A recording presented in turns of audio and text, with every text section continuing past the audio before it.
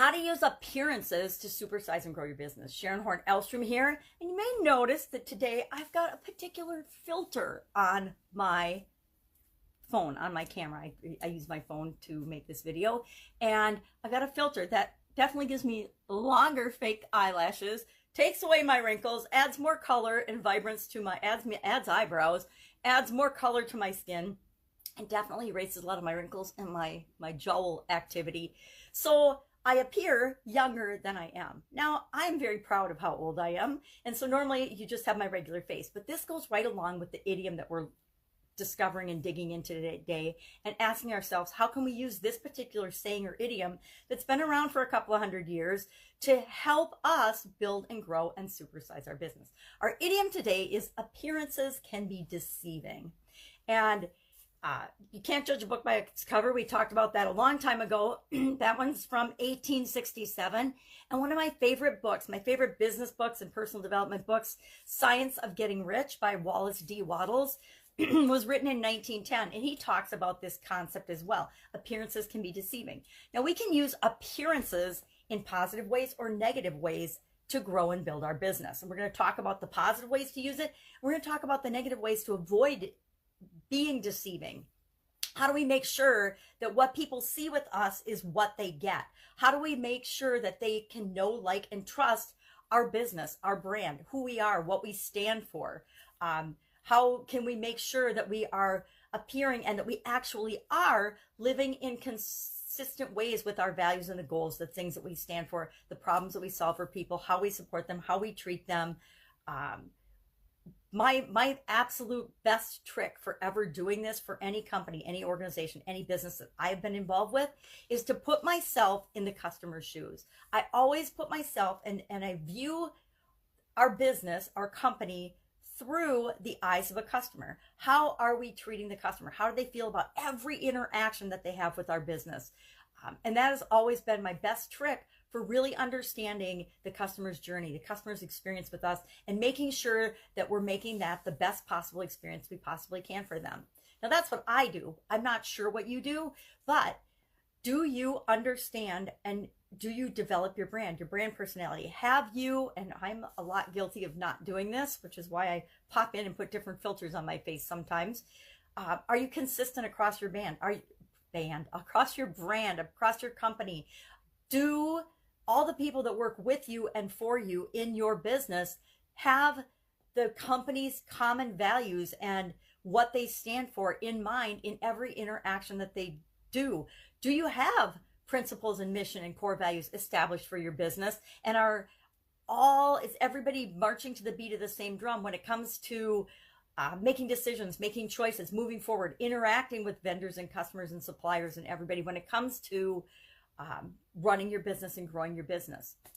Are you all in alignment with the core values of the organization? Or is there some interdepartmental miscommunication and infighting? I worked for some really big companies in corporate America, and one of our biggest challenges was bridging the gap from department to department. Each department, as they got bigger and bigger, sort of became their own little kingdom, their own little fiefdom, I used to call them. And I used to call them the towers, because each department had a tower of authority and decision making, and you had to climb up to a certain height in every tower in order to get the departments to talk to one another and work together with one another.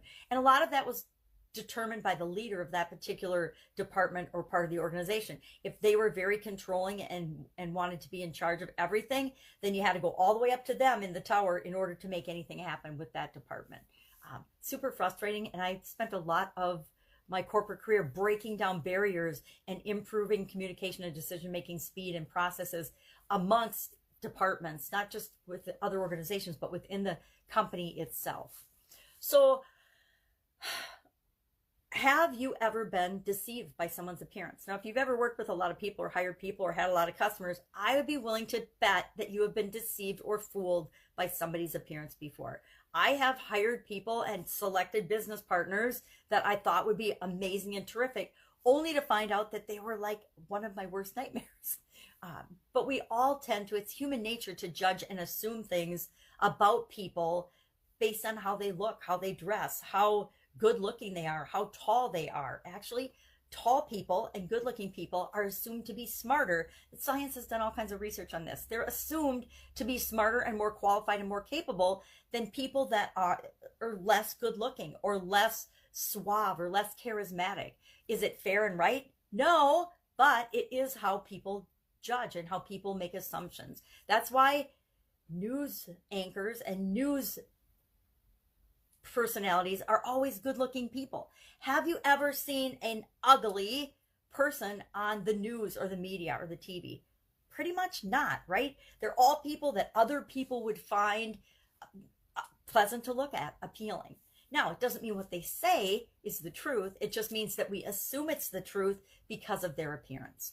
So we want to make sure that we are, I want to say cushioning or protecting or ensuring that we're looking in the mirror and we're making sure that we're not judging people and assuming things about them based on how they look. But guess what? We all still do it, but we need to be cognizant of it, be aware of it so that we do it less and less, because sometimes we miss the best people, the people that could be the exact right fit for us and our organization, the exact thing we need, because we're looking for somebody just like us. Have you ever hired people that are just like you? I think early on in my career, I hired a few people that were a lot like me, and it ended up being hard because guess what? It's hard to work with people that are a lot like you. I think that's why opposites attract a lot of the time. And I learned the value of having diversity and having people with different points of view and having people with different backgrounds and experiences on your team, especially when you're building teams. I build team-based organizations. Some people don't, but I want to know that we have a diverse representative group of the people that we serve on the teams in my organizations. So how often do you show up? This is a really good question. How often do you show up as who you really are at work, at play, at home? And you know by how comfortable you feel. Do you feel really comfortable in every environment that you put yourself in? Now, then there's that whole comfort zone thing. You don't want to be too comfortable because then we get in a comfort zone or a rut. And ruts are usually not good for us growing and supersizing our businesses. We want to be open to change, open to possibility, open to opportunities, open to finding, better, faster, easier, more efficient, and more effective ways of serving the people that we serve in our businesses. But I'm curious, have you ever been deceived? I've definitely been deceived by people. I think as we get older and have more experience, we become better judges of character. And when we're hiring, we hire for character. We don't hire for appearance. We can always change our appearance, right? We can always put a filter on our phone and we can look entirely different than we do when we don't have a filter on our phone or on our how we show up in the world. I bet there's probably going to be someday Zoom filters or technology filters where people can appear differently when you're having live interactions. Well, this is a live interaction, so if Facebook's doing it, I would imagine that other technology will make it possible as well. So remember, what you see isn't what you get. There's things such as with models and famous people and Photoshop and all the things that we forget about that are used constantly on us to influence our thinking and our choices and our decisions to buy or not buy, to purchase things from certain people, to listen to certain people versus others based on their appearance. All right, that's enough rambling for me today. Have an absolutely amazing day. I got to get rid of this filter because it's distracting me. I'll be with you tomorrow with another interesting idiom. What does it mean? Where does it come from? And how might you use it in your business right now? Take care.